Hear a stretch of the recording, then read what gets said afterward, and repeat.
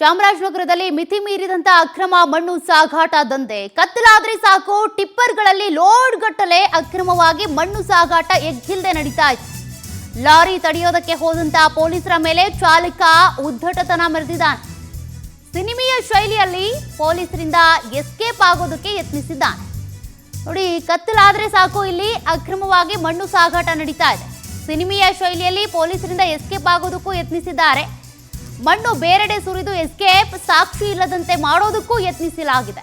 ಇನ್ನು ಪರಾರಿಯಾಗುವಂತ ಯತ್ನದಲ್ಲಿ ಕರೆಂಟ್ ಕಂಬಕ್ಕೆ ಗುದ್ದಿದಂತ tipper lorry, ಬರೋಬ್ಬರಿ 5 ಕಿಲೋಮೀಟರ್ ಟಿಪ್ಪರ್ ಲಾರಿ ಚೇಸ್ ಮಾಡಿ ಪೊಲೀಸರು ಇವರನ್ನ ಹಿಡಿದಿದ್ದಾರೆ.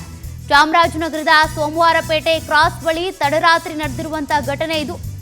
ಈಗ ಟಿಪ್ಪರ್ ಲಾರಿ ಚಾಲಕ ಸೇರಿದಂತೆ ಒಟ್ಟು 6 ಮಂದಿಯನ್ನ ಪೊಲೀಸರು ಬಂಧಿಸಿದ್ದಾರೆ.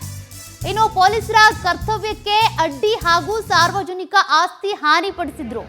ಆದ್ರಡಿ ಕೂಡ ಈಗ ಕೇಸ್ ದಾಖಲಾಗಿದೆ.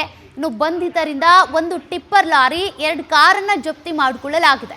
ನೋಡಿ, ಪೊಲೀಸರು ಬಂದಂಥ ಸಂದರ್ಭದಲ್ಲಿ ಎಸ್ಕೇಪ್ ಆಗೋದಕ್ಕೆ ಟ್ರೈ ಮಾಡಿದ್ದಾರೆ.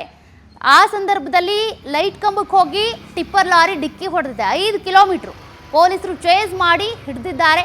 ಒಂದು ಟಿಪ್ಪರ್ ಲಾರಿ, 2 ಕಾರನ್ನ ಮತ್ತೆ ಚಾಲಕನನ್ನ ವಶಕ್ಕೆ ತೆಗೆದುಕೊಂಡಿದ್ದಾರೆ ಅನ್ನೋದು ಗೊತ್ತಾಗ್ತಾ ಇದೆ.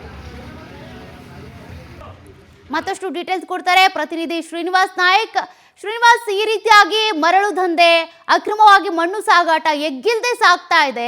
ಇದನ್ನೆಲ್ಲ ಬ್ರೇಕ್ ಹಾಕೋದು ಯಾವಾಗ? ಪೊಲೀಸರ ಈ ಕಾರ್ಯಾಚರಣೆಯಿಂದ ಆದ್ರೂ ಇನ್ಮೇಲೆ ಈ ರೀತಿ ಆಗದೆ ಇರೋ ರೀತಿಯಾಗಿ ನೋಡ್ಕೊಳ್ತಾರ ಹಿಂಗೆ ಅಂತ? ಸೋಕೆ, ಇದೇನಾಗಿದೆ, ಚಾಮರಾಜನಗರ ಜಿಲ್ಲೆನಲ್ಲಿ ಇಂದಿನಿಂದನೂ ಸಹ ಈ ತರದ ಘಟನೆಗಳು ಎಗ್ಗಿಲ್ದೆ ನಡೀತವೆ ಅಂತಕ್ಕಂತ ಬಹಳ ದೊಡ್ಡ ಆರೋಪಗಳು ಕೇಳಿ ಬರ್ತಾ ಇದ್ವು. ಹಾಗೇನು ಈ ಪೊಲೀಸ್ ಅಧಿಕಾರಿಗಳಾಗ್ಲಿ, ಮೈಸೂರವರಾಗ್ಲಿ ಅಷ್ಟೊಂದು ಕೆಲಸ ಮಾಡ್ತಿಲ್ಲ ಅನ್ನೋ ಆರೋಪ ಈ ರೈತರು ಇರ್ಬೋದು, ಮತ್ತೆ ಸಾಮಾಜಿಕ ಹೋರಾಟಗಾರರಾಗಿರ್ಬೋದು ಒಂದು ಆರೋಪವನ್ನ ಮಾಡ್ತಾ ಇದ್ರು. ಆದ್ರೆ ಈಗ ಇದು ಯಾಕೆಂತಂದ್ರೆ ಇದು ಸಾಕ್ಷಿಯಾದಂಗೆ ಕಾಣ್ತಾ ಇದೆ. ಮಧ್ಯರಾತ್ರಿಯಲ್ಲಿ ಒಂದು ಟಿಪ್ಪರ್ ಮೂಲಕ, ಅದು ಮಾಮೂಲಿ ಟ್ರ್ಯಾಕ್ಟರ್ ಸಣ್ಣ ಇದು ಅದು ಅಲ್ಲ, ದೊಡ್ಡ ಟಿಪ್ಪರ್ ಮೂಲಕನೇ ಒಂದು ಮಣ್ಣು ಸಾಗಿಸುವಂತ ಕೆಲಸ. ಅಂದ್ರೆ ಸರ್ಕಾರಿ ಜಮೀನುಗಳಲ್ಲಿ ಈ ತರ ಅಕ್ರಮ ಮಣ್ಣುಗಳನ್ನ ನೈಟ್ ಅಂಡ್ ನೈಟ್ ಸಾಗಿಸಿ ಅವರ ಒಂದು ದಂಧೆಗಳನ್ನ ಮಾಡುವಂತ ಕೆಲಸ ಆಗ್ತದೆ ಅಂತಕ್ಕಂಥದ್ದು.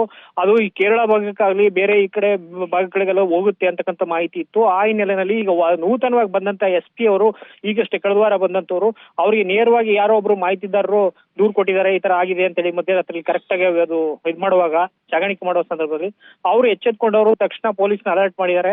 ಆದ್ರೆ ಕಡಿಮೆ ಪೊಲೀಸ್ ಹೋದಾಗ ಅವ್ರಿಗೆ ಏನು ಸರಿಯಾದ ಒಂದು ಇದನ್ನ ಮಾಡಿಲ್ಲ, ಸ್ಪಂದಿಸಿಲ್ಲ. ಇವ್ರನ್ನು ಓವರ್ಟೇಕ್ ಮಾಡಿ ಇವ್ರನ್ನ ಎದುರಿಸಿ ಹೋಗುವಂತ ಕೆಲಸವನ್ನು ಮಾಡಕ್ ಮಾಡಿದ್ದಾರೆ. ನಂತರ ಎಲ್ಲ ಕಡೆಯಿಂದ ಪೊಲೀಸ್ ಇದಾದ್ಮೇಲೆ, ಸುತ್ತುವರಿಕೆ ಆದ್ಮೇಲೆ ಅವರು ಲಾರಿನೇ ಮಣ್ಣೆಲ್ಲ ಮಾಡಿ ಏನೋ ಅದನ್ನ ಅನ್ಲೋಡ್ ಮಾಡಿ ಹೋಗೋ ಪ್ರಯತ್ನ ಮಾಡೋದಂತಲ್ಲಿ ಒಂದು KEB ಒಂದು ಇದಕ್ಕೂ ಕೂಡ ಗುದ್ಸಿದ್ದಾರೆ. ಅಲ್ಲಿ ವೈರ್ಗಿರೆಲ್ಲ ಕಟ್ಟಾಗಿದೆ. ಸದ್ಯಕ್ಕೆ ಯಾವುದೇ ಹತಚೂರಿ ಆಗಿಲ್ಲ. ಅದನ್ನ ಮೆಚ್ಕೋಬೇಕಾಗ್ತದೆ. ಯಾಕೆಂದ್ರೆ ಹೋಗಿದಂತ ಪೊಲೀಸರಿಗೂ ಕೂಡ ಅದೇನೋ ಸಿಕ್ಕಿದ್ರೆ ಬಹಳ ಕಷ್ಟವಾಗ್ತಿತ್ತು. ಅದ್ರ ನಂತರ ಪೊಲೀಸ್ನವರು ಅವ್ರನ್ನ ಬಂಧಿಸುವಂತ ಕೆಲಸ ಮತ್ತೆ ಲಾರಿ ಕಾರ್ಗಳನ್ನ ವಶಪಡಿಸಿಕೊಂಡು ಈಗ ಪ್ರಕರಣವನ್ನ ದಾಖಲಿಸಿಕೊಂಡಿದ್ದಾರೆ. ಇದ್ರ ಮೇಲೆ ಇನ್ನು ಈ ತರದ ಒಂದು ಅಕ್ರಮಗಳು ನಿಲ್ತಾವ ಅದನ್ನ ನೋಡ್ಬೇಕಾಗಿದೆ. ಸೌಖ್ಯ. ಓಕೆ, ಥ್ಯಾಂಕ್ ಯು ಶ್ರೀನಿವಾಸ್ ಮಾಹಿತಿಗೆ.